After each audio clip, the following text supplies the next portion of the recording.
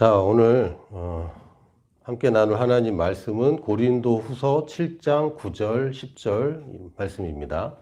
고린도후서 7장 9절과 10절 말씀입니다. 한 목소리로 함께 읽겠습니다. 시작. 내가 지금 기뻐함은 너희로 근심하게 한 까닭이 아니요 도리어 너희가 근심함으로 이른 까닭이라. 너희가 하나님의 뜻대로 근심하게 된 것은 우리에게서 아무 해도 받지 않게 하려 함이라. 하나님의 뜻대로 하는 근심은 후회할 것이 없는 구원에 이르게 하는 회개를 이루는 것이요 세상 근심은 사망을 이루는 것이니라. 아멘. 이 고린도 후서는 사도 바울이 고린도 교회에 쓴 편지입니다. 고린도 전서가 있고 또 고린도 후서가 있죠. 고린도 후서에서 사도 바울이 지난번에 쓴 편지 내용을 잠깐 언급하면서 내가 지난번에 쓴 편지 때문에 너희들이 많이 근심했지. 근데 나는 기쁘다. 근데 너희들을 근심시켰기 때문만 그것 때문에 기쁜 게 아니라 근심으로 인해서 생기는 유익이 있기 때문에 기쁘다라고 얘기합니다. 여러분도 뭐 자녀를 키워보시면 또 자녀를 혼낼 때 또 이제 질책할 때에 애가 슬퍼하고 속상해하는 걸로 기쁘진 않죠. 그러나 그거를 함으로써 말미암아 변화되고 또 다른 인생의 방향을 설정하게 된다면 그것이 사실은 기쁜 것입니다. 그래서 10절에 하나님의 뜻대로 하는 근심은 후회할 것이 없는 구원에 이르게 하는 회개를 이루는 것이요 세상 근심은 사망을 이루는 것이니라. 근심을 두 가지 종류로 얘기하고 있습니다. 첫 번째는 하나님의 뜻대로 하는 근심. 그러니까 뭐 예수님 믿고 나는 마냥 기뻐요, 마냥 즐거워요 라고 할 수가 없는 것이 하나님의 말씀과 100% 일치한다면 우리는 마냥 기뻐도 돼요. 그런데 사실 우리가 살면서 하나님의 말씀과 완전히 일치되고 있지는 않거든요. 그러다 보니까 갈등이 생기는 것이고 그로 인해서 이건 내가 바꿔야 되겠구나 라는 근심이 생기는 것입니다. 여러분 스스로를 볼 때 나는 지금 뭐가 문제일까? 나는 지금 뭘 변화시켜야 될까? 이런 고민이 있어야 됩니다. 어린 시절에는 그게 없어요. 어린이일 때는 그게 없기 때문에 그냥 뭐가 문제야 그러면 아무 문제 없는데요 이렇게 얘기를 합니다. 그리고 문제를 늘 외부에서 찾아요. 엄마 때문에, 아빠 때문에, 오빠 때문에, 형 때문에 주로 외부에서 많이 찾습니다. 그런데 사실은 사춘기가 되고 철이 들면서 이건 내 문제구나 라는 것을 발견하게 됩니다. 물론 성인이 되어서도 문제를 자기 자신에게서 찾지 않고 외부에게서만 찾는 분들도 있습니다. 그러면 이제 변화가 안 생기는 거죠. 왜냐하면 외부에 있는 문제점들은 내가 변화시키는데 한계가 있습니다. 물론 내가 권력을 가지게 되면 또 돈을 많이 가지게 되면 높은 자리에 올라가면 외부의 문제들도 내가 해결할 수 있는 그런 자리로 가게 됩니다. 그러나 아무리 높은 자리에 있다고 하더라도 내 인생의 문제를 외부에서 해결할 수 있는 방법은 굉장히 제한적입니다. 사실은요, 내가 변해야 됩니다. 내가 변했느냐? 변했죠. 그래 더 변해야 되느냐? 더 변해야 됩니다. 첫 번째, 내가 변했다라고 얘기하는 것은 나의 본성이 변한 것이고, 그러나 본성만 변했지 모든 나의 말과 행동과 선택이 더 변해야 됩니다. 나의 반응이 변해야 되고 나의 습관이 변해야 됩니다. 거기서 오는 갈등이 있어요. 내 육신이 원하는 것과 내 영이 원하는 것이 다르기 때문에 거기서 오는 근심이 있습니다. 근데 이 근심이 없다. 그러면 지금 회개가 안 되고 있는 것이고 변화되지 않고 있는 것이고 그것을 외면하고 있고 그냥 되는 대로 살고 있는 것이죠. 이것은 그냥 죽어가는 것입니다. 성장하는 것이 아니라 늙어가는 것이고 죽어가는 거예요. 우리 몸은 계속 늙어갑니다. 세포가 노화되고 점점 그 재생산이 어려워지고 한번 잃어버리면 다시 찾을 수 없고 한번 구겨지면 다시 펴지지 않고 이게 이제 노화입니다. 그러나 이 육체의 노화와 관계없이 우리가 혼에서 우리 마음에서 계속해서 변화가 일어나고 성숙하고 열매가 맺혀지지 않는다면 우리 인생은 가치가 없는 인생이 됩니다. 그래서 여기서 보면 하나님의 뜻대로 하는 근심은 구원에 이르게 하는 회개를 이룬다라고 되어 있고요. 세상 근심을 사망에 이르게 합니다. 여러분이 세상에서 하는 똑같은 걱정거리, 염려거리들은 결국은 사망에 이르게 합니다.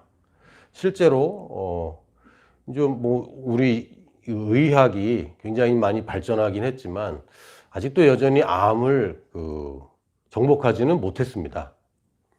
지금 암을 조기 발견하는 것은 굉장히 발전했습니다.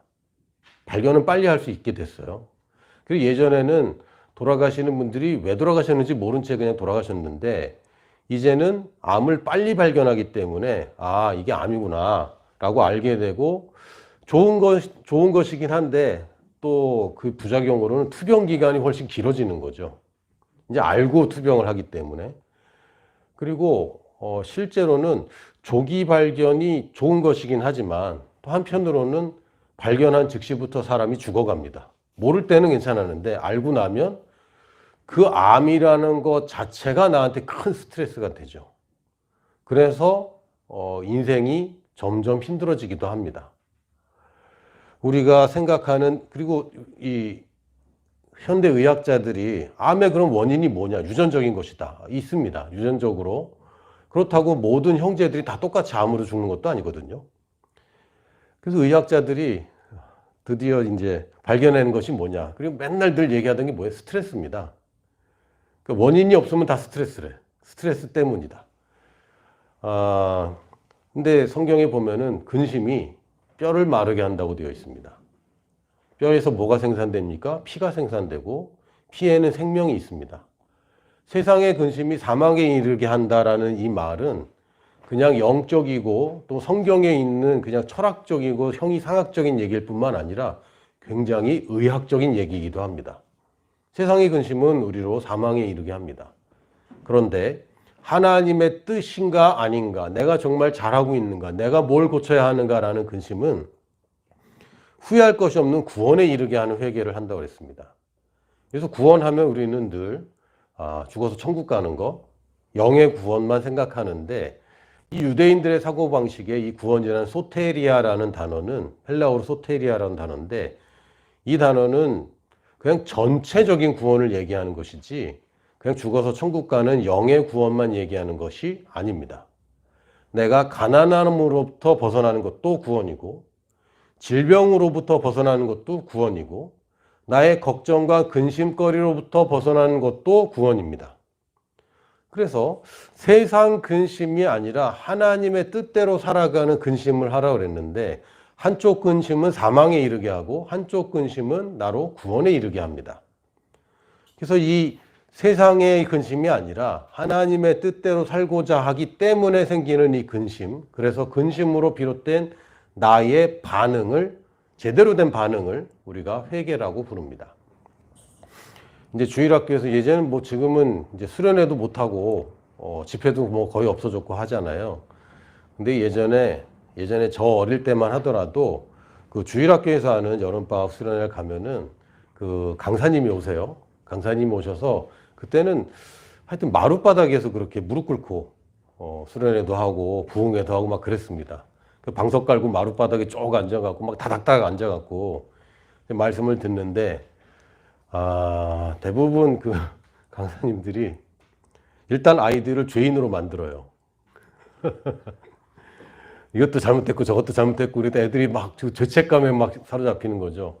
그 다음에 막 회개를 시켜요. 그럼 애들이 막 울면서 막 회개를 하는데 나중에 커서 생각하면 얘네들이 뭘 그렇게 잘못을 많이 했나. 어른들이 잘못했지. 애들이 뭐 해봤자 뭐 끼커야 뭐 조금만 잘못들 많이 하잖아요. 엄마 말 안 들은 거. 이게 제일 크다고요. 애들 회개하는 거 보면 엄마 말 잘 듣겠어요. 뭐 이런 회개만 하는데 일단 막 죄인으로 만들어 회개를 시키고 막 눈물 콧물 막 흘리고 회개를 하고 나면은 그 부흥회는 참 잘한 부흥회고 수련회고 그냥 맹숭맹숭하고 회개도 잘 안 하고 그러면 참 그게 없는 분의 그런 게 있었잖아요. 여러분 경험하셨습니까? 물론 우리 자녀들은 이제 그런 시대에 살고 있지는 않습니다. 근데 이 교회에서 정죄함으로 사람들을 회개시키려고 한다면 이거는 굉장히 잘못된 접근 방식입니다. 일단 정죄는 우리에게 더 이상 없어요. 그냥 내가 잘못했다라고 질책을 받는 것 또는 훈계를 받는 것과 정죄는 다른 얘기입니다.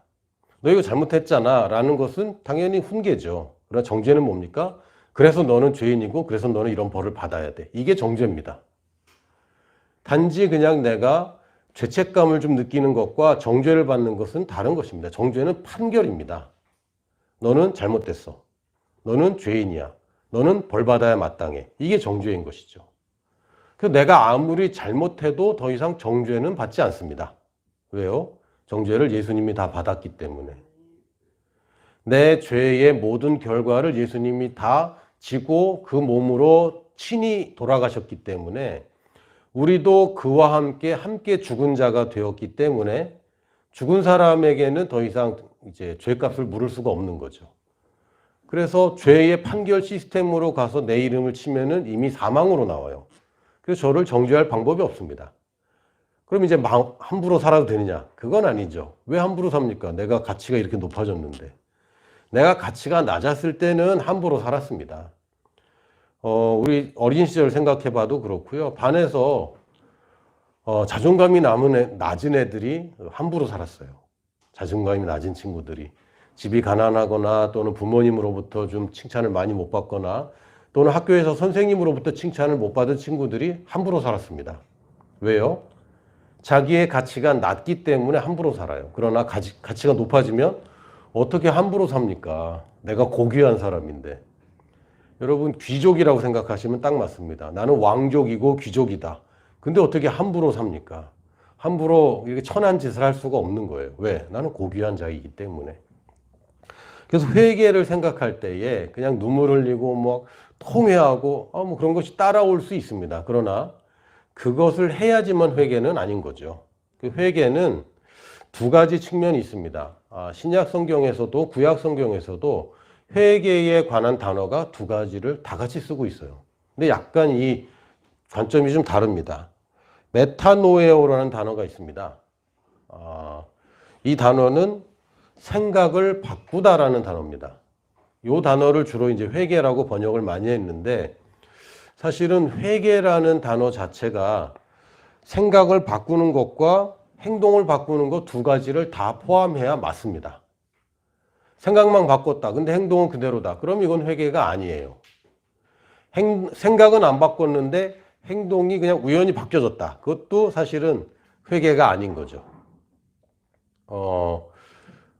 나의 필요를 위해서 뭔가를 했는데 사실은 그것이 나의 행동을 변화시켰다고 해서 그것이 회개는 아닌 것입니다. 그 성경에 적절한 회개의 예들이 몇 가지가 있는데 가장 대표적인 것이 둘째 아들이 아버지 전 재산 가지고 나가서 방탕하게 써버린 예. 이 친구가 뭐라고 생각했냐면 물론 자기가 죽을 것 같으니까 이제 회개에 도달한 거죠. 자기한테 돈이 있고 친구들이 있을 때는 회개하지 않았어요. 그러나 심각한 문제에 직면하고 나서 보니까 이걸 바로잡아야 되겠다는 생각을 드디어 하게 된 겁니다. 그래서 바로잡아야 되겠다는 생각만 한 게 아니라 결단하고 창피하지만 아버지 집으로 돌아오는 행위를 한 것입니다. 그것이 회개지 단지 내가 잘못했구나. 이거는 회개가 전부가 아니에요. 또 아직 그 마음에 결단하지 않았는데 집에 아버지한테 돈을 더 받으러 와야 되겠다. 돌아온 것 자체만으로도 회개가 아닙니다. 두 가지. 마음을 다른 생각을 갖고 행동을 돌이키는 것을 우리는 회개라고 합니다. 그리고 사도행전 3장 19절에 보면은 베드로가 당시 그 성전 미문에 앉아있던 안진뱅기를 일으켰을 때 사람들이 이게 도대체 무슨 일이냐 하면서 어떻게 해야 되냐 우리가 라고 할 때에 베드로가 사람들에게 한 얘기입니다. 그러므로 너희가 회개하고 돌이켜. 두 가지를 얘기하죠. 회개하는 건 뭡니까? 생각을 바꾸다라는 의미로 쓴 것이고 돌이키다라는 것은 결국은 내가 행위까지 돌이켜야 됩니다. 너희 죄 없이함을 받으라 라고 얘기합니다. 로마서 12장 2절에도 너희는 이 세대를 본받지 말고 오직 마음을 새롭게 함으로 변화를 받아. 마음을 새롭게 하는 것과 변화를 받는 것 이 두 가지를 얘기합니다. 하나님의 선하시고 기뻐하시고 온전하신 뜻이 무엇인지 분별하도록 하라. 그래서 다른 분들이 가끔 믿음의 말씀이거나 또 새로운 피조물 계시를 얘기할 때 왜 회개를 얘기를 안 하냐? 교회에서 왜 회개가 없어졌냐? 이런 지적들을 많이 하는데 우리가 회개라는 단어를 쓰지 않을 뿐이지 마음을 새롭게 한다는 얘기는 우리가 계속 하고 있습니다. 이걸 다른 말로 회개라고 하는 것인데 단지 죄를 자백하고 다시 죄인임을 고백하고 이것은 사실은 우리가 해야 될 일은 아닙니다. 성경에 두 가지 회개가 다 나옵니다. 왜냐하면 성경이 쓰여질 당시에 특히 구약과 사복음서의 배경은 새로운 피조물은 한 사람도 없는 시절에 쓰인 거죠. 그래서 모든 회개가 뭡니까? 자기가 죄인임을 고백하는 회개만 얘기합니다. 드디어 서신서에 이르러서야 드디어 새로운 피조물의 회개에 대해서 얘기하는데 이 두 가지는 같은 원리이긴 하지만 일단 시작부터 좀 다릅니다. 첫 번째 죄인의 회개는요. 내가 대책 없는 죄인이다라는 것을 고백하는 것입니다. 여러분이 복음을 전해보면 복음을 전할 때 나한테 이런 얘기 하지 마. 이런 사람들은 자기가 죄인이고 자기가 문제가 있다는 걸 인식을 못하는 거예요. 근데 그 사람이 어느 날 자기가 해결 못하는 문제가 발견되면 그때는 갈급해집니다. 잘 먹고 잘 살 때는 괜찮지. 그러나 자기가 해결할 수 없는 대책이 없을 때 드디어 하나님을 찾아야지만 될 그때에는 회개를 하게 됩니다. 물론 안 그런 사람도 있어요. 잘 살고 편안한 가운데 예수를 믿는 사람도 있습니다.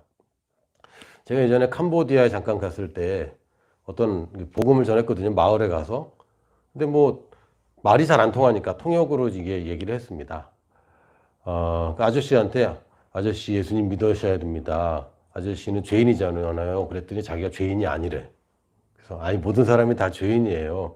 아저씨 잘못한 적 있잖아요. 잘못한 적이 없대. 그래서 아저씨 저 거짓말한 적 있잖아요. 그랬더니 자기가 살기 위해서 거짓말한 건 죄가 아니래. 대화가 안 되는 거죠, 이제. 죄의 기준이 너무 다른 거예요. 왜요? 자기 자신의 문제를 못 보는 겁니다.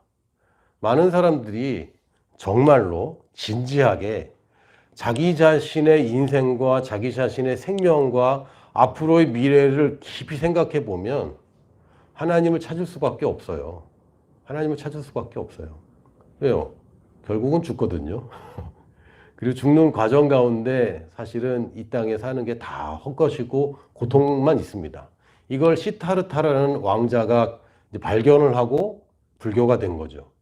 시타르타가 이 석가모니가 뭘 발견했습니까? 다 헛거다. 다 헛거도 뭘 해도 만족이 없다. 이건 다 그냥 고통일 뿐이다.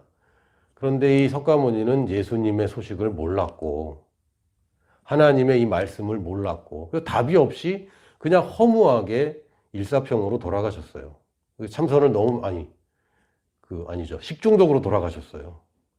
이 불교에서는 이 탁발, 한국말로 탁발이라고 하는데 시주 받은 걸 그냥 먹거든요.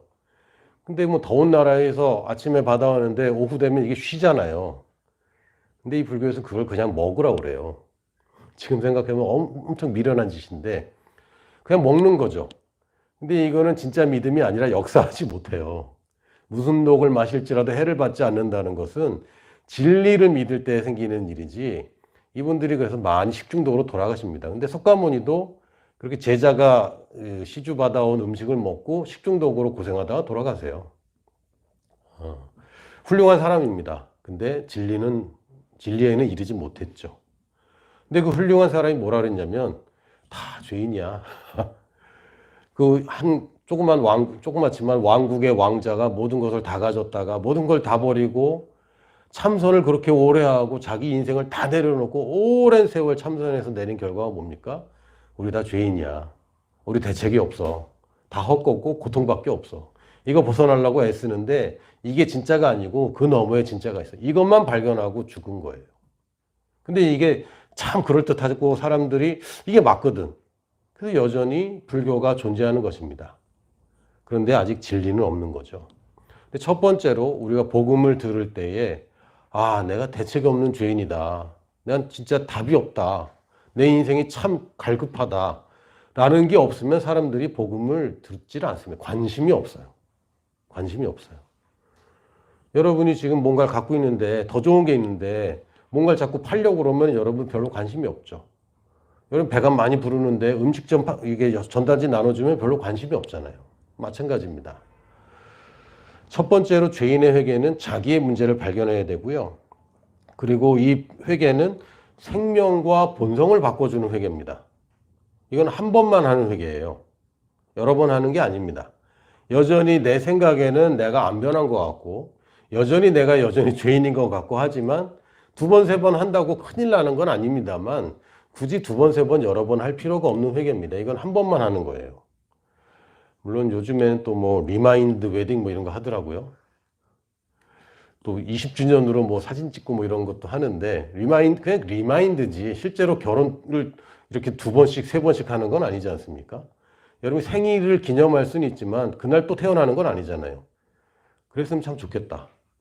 난 그러면 20번째 생일만 계속 하고 싶어요. 계속 다시 20살로 태어나면 얼마나 좋겠어요. 그런 건 아니죠. 그래서 내가 여전히 죄인인 것 같고 내가 구원 못 받은 것 같다 할지라도 일단 계약이 체결된 것은 물을 수 없는 겁니다. 여러분이 잘못된 계약을 한 경우도 있을 거예요. 그때 물을 수 있습니까? 못 물습니다. 그것도 쌍방 간의 계약이기 때문에 하나님이 물으기 전에는 물러지지가 않아요. 이것만큼 좋은 복음이 어디 있습니까? 내 마음이 흔들린다 할지라도 내 구원은 변함이 없습니다. 그리고 이 회개의 근거는 예수님의 보혈입니다. 예수님이 나 대신 죄인이 되었기 때문에 예수님이 나의 죄를 모두 다 짊어졌기 때문에 이제는 내가 그 죄에서 해방될 수 있어요. 내 걸 다 가져갔기 때문에. 그 증거가 뭡니까? 예수님이 흘린 피입니다. 이 근거가 과거형이고 여러분이 그걸 변화시킬 수 없어요. 타임머신 타고 가서 예수님 안 돌아가시게 막을 수는 없잖아요. 그래서 예수님이 이미 피를 흘리셨기 때문에 이건 과거형이고 그래서 내가 이걸 받아들이는 순간 나의 모든 죄가 예수님께 전가되는 것입니다. 이미 예수님이 다 해놓은 일에 내가 숟가락을 얹는 것이죠.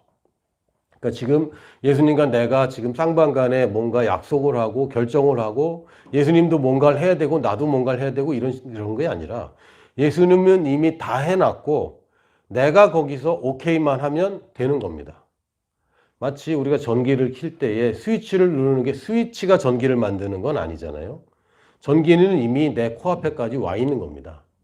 내가 스위치를 키면 발전기가 그때서야 돌아가는 게 아니라 발전기는 이미 돌고 있고 단지 내가 스위치만 키면 여기에 빛이 임하는 것처럼 예수님이 이미 다 해놓은 것에 내가 스위치만 딸깍하고 넘어가면 이제 내가 빛 가운데 살게 되는 거예요. 그러나 이 스위치를 키는 작업, 이게 첫 번째 회개입니다. 성경에서 이 회개를 얘기할 때에 이게 내 얘기다라고 생각하시면 안 돼요. 내 얘기였지. 이게 맞는 말이냐? 맞는 말이죠. 왜요? 지금도 많은 죄인들이 이 회개가 필요하죠. 그러나 이미 스위치를 켠 사람들한테 이 회개가 또 필요한 건 아닙니다. 우리의 회개는 의인의 회개입니다. 죄인의 회개는 더 이상 우리의 회개가 아니에요. 이 의인의 회개는 하나님의 뜻과 일치하지 않음에서 오는 갈등으로 시작하는 겁니다. 뭐 어떤 경우에는 가난함이 나에게 갈등이 올 수도 있습니다. 그러나 이것은 하나님의 뜻이 아닌 거죠. 가난하게 사는 것은 하나님 뜻이 아닙니다. 구약에서도 의라는 ጼ데크라는 단어에는 윤리적으로 의로운 거, 사회적으로 공의로운 거, 그리고 부유함까지 포함되어 있습니다. 하나님의 자녀라면 부족함 없이 사는 것이 하나님의 뜻입니다. 아멘. 시냇가에 심은 나무가 그 시절을 조차 마르지 아니하고 그 늘 잎사귀가 마르지 않고 때를 따라 열매를 맺는 것 같이 사는 것이 우리들을 향한 하나님의 뜻입니다. 잎사귀가 마르면 안 되는 거예요. 그렇다고 열매가 내가 따고 싶을 때마다 열린다. 그건 아니죠. 열매는 철을 따라 열립니다. 열매는 시즌이 있어요. 타이밍이 있어요. 그 타이밍에 열매가 열리는 것입니다. 모든 생명이 그렇잖아요. 그러나 잎사귀는 늘 푸르러야 돼요. 그러니까 여러분이 뭔가를 준비할 수도 있고 또는 지금 잠깐 고통 가운데 있을 수도 있습니다. 그러나 여러분이 사는데 필요한 모든 것들은 공급되는 건 당연한 것이고 여러분을 향한 하나님의 계획, 그 안에 들어있는 부유함은 때가 되면 여러분에게 성취될 것입니다. 아멘. 그리고 이 회개는 후회할 것이 없는 구원에 이르게 한다고 되어 있습니다. 후회할 것이 없어요. 여러분이 회개한다고 후회스러운 일이 생기는 게 아닙니다. 하나님의 구원, 내 영혼이 구원받는 것뿐만 아니라 죄로부터의 구원, 죄로부터 자유함, 내가 잘못된 습관으로부터 벗어나는 것, 갈등 관계를 이야기하는 나의 잘못된 태도와 말과 습관으로부터 벗어나는 것, 내 생각의 패턴에서 벗어나는 것, 상처받고 늘 작은 말에도 예민한 이런 습성에서 벗어나는 것, 이것도 구원입니다. 가난하게 하는 가난한 마인드에서 벗어나는 것, 질병을 가져오는 습관에서 벗어나는 것, 유전대대로 내려오는 나의 질병의 가계에서 벗어나는 것, 이게 다 구원입니다. 근데 이 구원에 이르는 길이 뭐라고요? 회개입니다. 잘못했습니다라고 싹싹 비는 그런 회개가 아니라 내 생각을 바꾸고 행동을 바꾸는 그 회개가 결국은 하나님이 미리 계획하신 구원을 내 삶 가운데 이루어지게 하는 겁니다. 사실은 우리가 늘 회개해야 됩니다. 다시 회개가 싹싹 빌고 주님 용서해 주시옵소서 막 이런 회개 말고 생각을 바꾸고 행동을 바꾸는 이 회개가 있으면 있을수록 내가 한 걸음 더 바꾸고 한 번 더 바꿀수록 이 후회할 것이 없는 구원이 내 인생 가운데 벌어지는 것이죠. 이게 우리가 추구하는 삶입니다.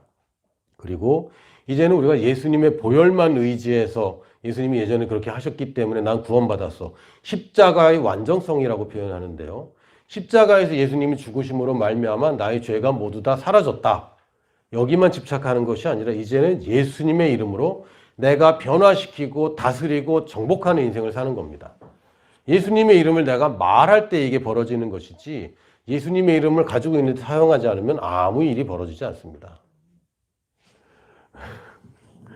가끔 저희 집에 이제 간식 먹고 뭐 간식을 필요로 할 때가 있잖아요. 예를 들면 이제 영화를 같이 집에서 본다든지 그럴 때는 저희 아들 중에 한 사람이 누구라고 얘기는 안 하겠습니다. 이게 실명을 공개하면 안 되기 때문에 아들 중에 한 사람이 저한테 이렇게 얘기합니다. 이게 뭐냐면 카드 줘요. CU 갔다 올게요. 이런 뜻이죠. 내가 가서 사올 테니까 아빠 내가 가서 사올 테니까 카드 달라고. 카드를 갖고만 있는다고 일이 벌어지는 건 아닙니다. 누군가는 그 받은 카드를 가져가서 긁어야죠. 그걸로 지불을 해야 돼요. 우리는 예수님의 이름을 받았습니다. 여러분 외상 장부 놓고 한번 식사해 본 적 있으세요? 가끔 이 시청이나 관공서 앞에 식당들은 장부가 있어요. 그래서 공무원들이 그 장부에다 이제 외상으로 이제 많이 합니다. 그래서 뭐 주유소나 식당이나 이런 데 외상 장부 많은 데는 되게 힘들죠, 장사가. 이 현금이 잘 안 도니까.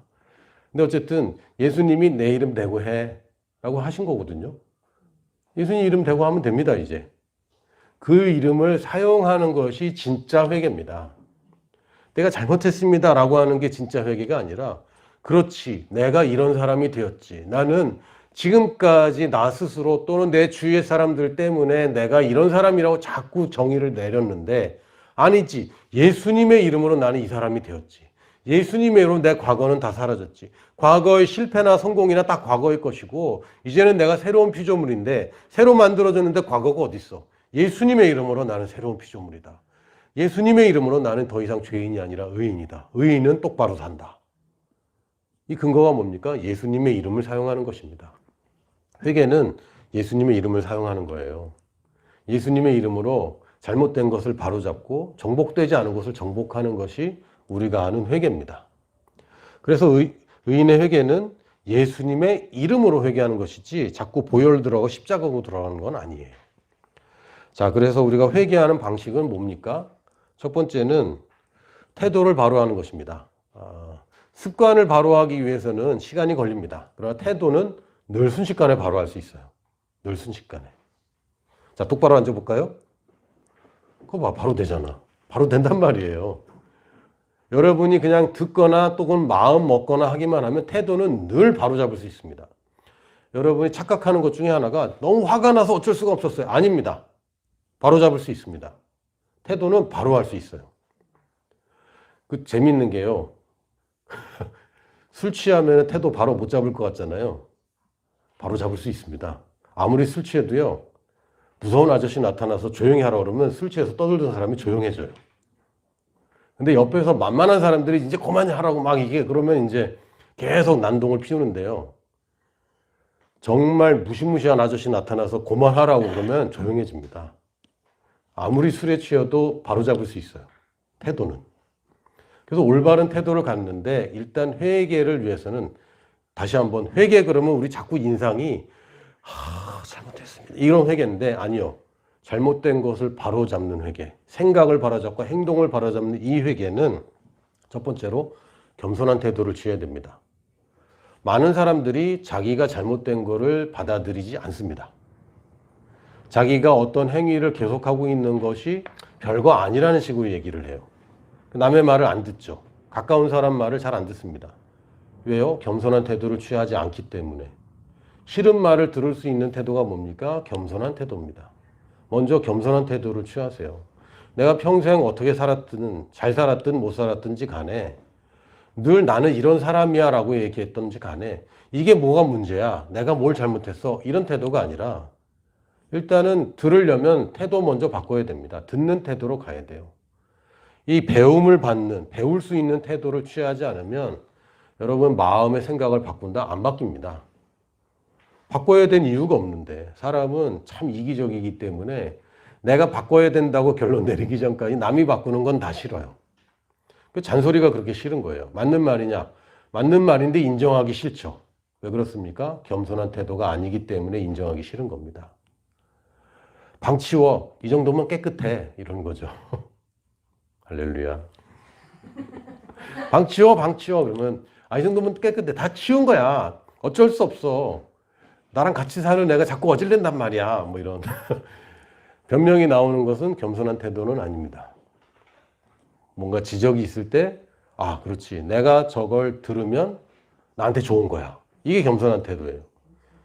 저 사람 말이 있을 때 굉장히 기분 나쁘죠. 저 사람 말이 맞고 내 말이 틀렸다 하고 있는 것은 굉장히 기분 나쁩니다. 왜 기분 나쁘죠? 겸손한 태도가 아니기 때문에 기분 나빠요. 그럴 때는 저 말을 들으면 그거 좋은 거지. 내가 바뀌면 나는 내가 좋은 거지. 너는 맨날 안 바뀌면서 나보고만 그러냐. 이건 겸손한 태도가 아니에요. 다른 사람을 바꾸려고 하는 것은 겸손한 태도가 아니에요. 지금 잔소리하는 것을 합리화해서는 안 됩니다. 겸손한 태도는 상대방에게 지금 강요할 게 아니라 내가 하는 거예요. 당신 겸손해야 돼. 이런 얘기 할 게 아니죠. 그럼 너는 말할 자격이 없어요. 겸손한 태도를 취하라는 것은 말씀의 권위에서만 있는 것이지 부부관계에서 또는 형제들끼리 그렇게 해서는 안 됩니다. 이건 권위가 달려있는 문제이기 때문에 혹시 오늘 설교 듣고서 너 겸손하지 않아서 그래 이렇게 이제 서로 책망하는 일이 없도록 일단 겸손한 태도를 가지면 지적과 책망을 받을 수 있어요. 이건 적극적으로 여러분이 받아야 됩니다. 지적과 책망을 받는 것은 굉장히 좋은 것입니다. 물론 분별도 좀 해야 됩니다. 안 믿는 사람들의 지적이나 또는 모든 사람의 책망으로 여러분이 가슴 아파하고 상처받아서는 안 되죠. 그러나 하나님의 말씀에 맞는 것이라면 지적과 책망을 받아야 됩니다. 지적받는데 좋은 사람이 어디 있겠어요? 당연히 기분 나쁘죠. 당연히 기분 나쁘고 수긍하기가 어렵습니다. 수긍하기 쉬운 거라면 벌써 바꿨죠. 대부분 수긍하기 어렵고 또 이제 이런 얘기를 합니다. 잘 알지도 못하면서 저런 소리를 해. 내 인생에 대해서 잘 알지도 못하면서 내가 어떻게 살아오는지 잘 알지도 못하면서 내 상황이 얼마나 어려운지도 잘 알지도 못하면서 지금 저 사람이 나한테 어떻게 하는지 잘 알지도 못하면서 이제 이런 얘기를 자꾸 합니다. 그래서 뭐가 필요하다? 권위 있는 책망이 필요한 거예요. 하나님 말씀하시면 하나님 잘 알지도 못하면서 이런 얘기 못 하잖아요. 하나님 내 마음도 잘 모르면서 하나님 지금 이 사람 때문에 그런데 이 사람 잘 모르면서 이런 소리 못 하거든요. 그래서 지적과 책망을 받는 겁니다. 그리고 나서 그렇지 이게 문제야. 내가 이거 바꿔야 되겠다. 이 결단을 하는 것까지가 메타노메오, 생각을 바꾸는 회개입니다.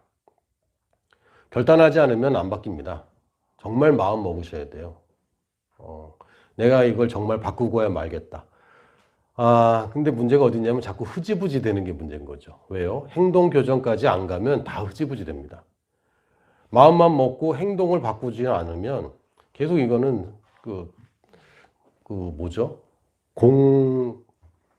공수표 남발하는 거죠. 얘기만 계속 하는데 안 바뀐다. 그런 일은 생겨서는 안 돼요. 그래서 어떻게 하느냐, 말씀을 바꾸기로 결단을 하고 나면 첫 번째로 여러분 말씀을 찾아내세요. 말씀을. 왜냐하면 권위가 필요하거든요. 근데 그냥 단지 내가 긍정적인 사고 방식으로 하기에는 안 됩니다. 사람들이 어떻게 하냐면 긍정적인 사고 방식을 하고 싶은데 스스로 잘 안 된단 말이에요. 그래서 돈을 많이 내고 효과가 있다는 강의나 이런 데 들어가는 겁니다. 그리고 된다고 하는 강사의 말을 들으면서 자꾸 권위를 부여하는 거예요. 그래서 내가 긍정적인 사고를 자꾸 갖는 것입니다. 근데 이게 효과가 있어요. 왜요? 이게 하나님의 말씀의 작동 원리를 모방한 것이기 때문에. 우리가 갖고 있는 가장 큰 권위가 뭡니까? 말씀입니다. 내가 지적받고 내가 결단하기로 했는데 정말 그 말씀을 묵상하기 위해 말씀을 묵상하고 권위 있는 말로 이것을 대체하지 않으면 그냥 내 지금까지 수십 년 동안 평생 결단만 해온 것이 돼버립니다. 제가 요새 다시 자전거 타기를 시작했는데 하나님 말씀에도 권위가 있지만 제가 좀 권위를 두는 사람들이 있거든요. 의사들. 12월 중순에 제가 다시 건강검진을 해야 돼요. 그래서 이제 운동을 합니다. 건강검진 때 또 충격받지 않으려고 열심히 해야 되는데 지금 제주도 와서 다시 폭발적으로 음식을 섭취하는 바람에 지금 더 열심히 운동을 해야 될 필요가 있어요. 근데 권위 있는 사람의 말을 들으면 우리가 움직이기가 쉬워요.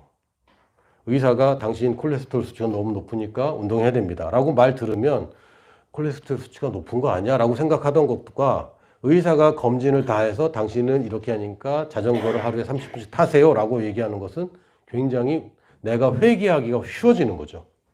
지금 여러분 말씀을 자꾸 읽고 이것을 묵상해야 되는 이유는 하나님 기쁘시게 하려고 내가 애써서 헌신하는 거 아닙니다. 나 잘 되려고 하는 거죠.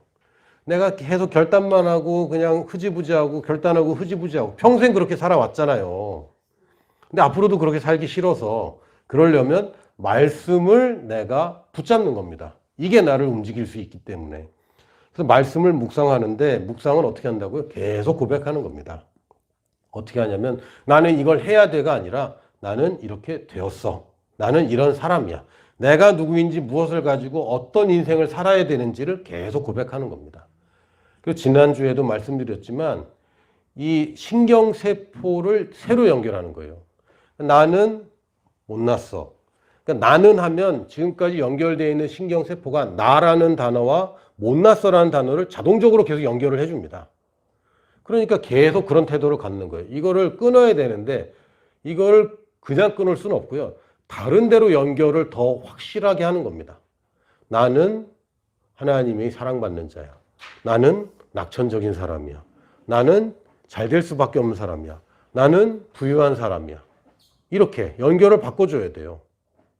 근데 이걸 안 바꿔준 채, 그래, 나는 이제 구원받았어. 나는 부유하게 되었지. 나는 건강해. 근데 돌아서면 나는 힘들어. 나는 피곤해. 나는 늙어가. 나는 점점 약해. 이거를 어마어마하게 연결돼 있어요, 지금. 거기 한두 번 그냥 슬쩍슬쩍 몇 번 한다고 이 신경들이 새로 연결되는 게 아닙니다. 과거에 연결했던 것보다 더 많은 연결을 해줘야 돼요. 우리 길을 낸다고 표현하죠. 물길을 낼 때에 물길이 큰 길이 있는데 작은 길 하나, 선 하나 긋는다고 물이 이쪽으로 흐르지 않아요. 물길은 늘 넓은 데로 흐릅니다. 더 넓히면 무조건 그쪽으로 흐르게 돼 있어요. 왜? 저항이 적으니까. 압이 낮은 데로 흐를 수밖에 없거든요. 그래서 그 통로를 확장하는 것을 유대인들은 중얼중얼 읊조림으로 묵상한다고 되어 있는 겁니다. 근데 이게 과학적으로도 굉장히 뇌과학자들이 밝혀낸 바에 따르면 이 신경세포들 연결을 계속 새로 해주면 이게 된다는 거예요. 어릴 때는 연결이 전혀 없기 때문에 연결 한 번 들으면 바로 다 연결이 돼버리고 이게 계속 강화됩니다. 어른이 되면은 이미 연결된 것들이 많으니까 시간이 좀 더 걸리죠. 그 대신 내가 반복함으로 의지적으로 반복하면 새로 연결하는 거예요. 내가 어떤 사람인가. 여러분 특별히 내가 누구인지 먼저 시작하십시오. 내가 누구인가. 이걸 바꿔주지 않으면 이 진짜 회개가 잘 안 일어나요. 제가 지금 2주 됐나요? 3주 됐나요? 나는 낙천적인 사람이다라고 생각을 바꾸고 있거든요. 일단은 잠을 잘 잡니다. 진짜 희한해요. 누우면은 좀 오래 걸리는 사람이었는데, 이제 누우면은 얼마 안 걸려요. 왜? 내 마음이 편해졌어. 주께서 사랑하시는 자에게 잠을 주신다 그랬는데, 주님은 잠을 주는데 내가 그 잠을 못 받았던 거죠. 근데 이제 내가 그 잠을 받아낼 수 있는 사람이 되는 겁니다. 나는 원래 그런 사람인데 내가 그걸 연결을 잘못해 놓은 것 때문에 지금 뭐가 안 돌아가고 있어요. 새롭게 바른 곳으로 연결을 하는 겁니다. 그래서 난 이걸 해야 돼 라고 하는 게 아니라 변화된 나를 이제 고백하는 겁니다. 나는 낙천적이어야 되는데 라고 얘기하는 게 아니라 나는 낙천적인 사람이야. 난 부지런해야 되는 게 아니라 나는 부지런한 사람이야. 난 기도를 자꾸 해야 되는데 나는 기도의 사람이야. 이렇게 말을 바꿔서 여러분이 계속 반복적으로 해야 돼요. 여러분이 살아온 생애에 들은 만큼 생각한 것만큼 더 많이 해내야 됩니다. 그래서 여러 개를 하지 마시고 일단 하나만 하세요. 하나만 그냥 죽어라고 그것만 하세요. 그리고 여러분이 납득할 수 있는 단어로 내가 딱 한마디로 결정할 수 있는 가장 필요한 것이라고 생각하는 거, 그리고 여기 첫 단추부터 이걸 먼저 해야 되겠다는 단어로 여러분들 말씀에서 그 단어들을 찾아내십시오. 만약에 못 찾으면 저한테 물어보세요. 저랑 같이 찾아봐요.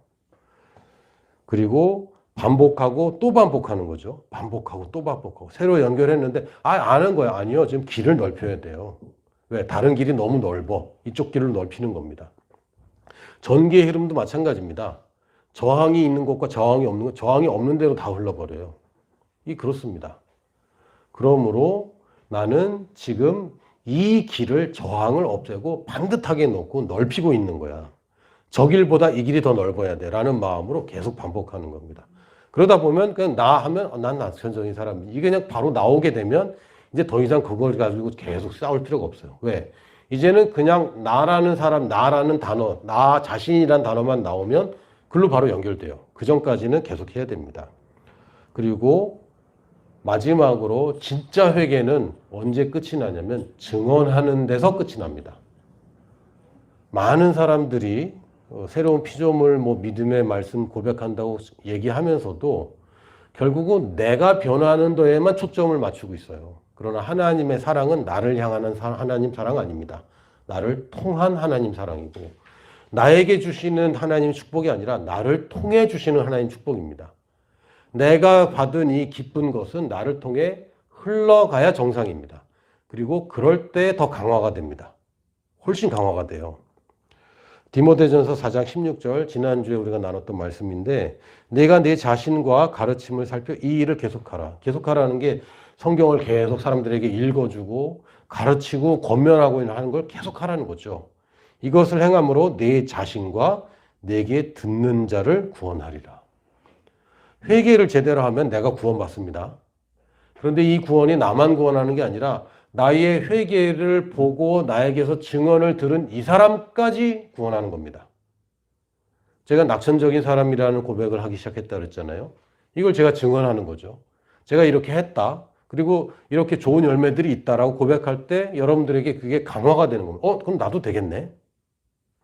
그럼 여러분들을 또 구원하겠죠. 이게 증언입니다. 그리고 나는 지금 공개적으로 또 이렇게 녹화까지 되고 있는 데다가 나는 낙천적인 사람이다라고 고백하기로 결정했다고 했기 때문에 이제 해야 돼요. 자전거를 타기로 했다고 내가 공언했기 때문에 난 해야 됩니다. 이게 여러분이 뭔가 결심하면 주변 사람들에게 알리는 것이 굉장히 효과적입니다. 그러니까 사실은 내가 증언을 한다고 할 때에 부담스럽다. 그래서 부담스러워서 그 부담 때문에 내가 좋아진다면 그거 할 만한 거죠. 여러분이 과정에서도 증언을 하기 시작하십시오. 아직은 제가 변화된 게 없어서 증언할 게 없어요. 아니요. 나는 하나님의 말씀 이거를 고백하기 시작했어. 라고 증언하기 시작하세요. 나중에 결과만 보는 것과 과정부터 본 사람들은 목격의 이 중요함이 다릅니다. 여러분이 안 되고 있을 때 증언을 하기 시작하세요. 그리고 되는 것을 여러분이 증언하시면 됩니다. 근데 하다가 제가 그만둘까 봐요. 지금 왜 그만둘 생각을 하세요?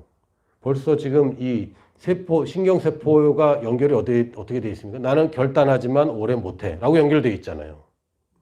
나는 결단하고 흐지부지, 결단하고 흐지부지.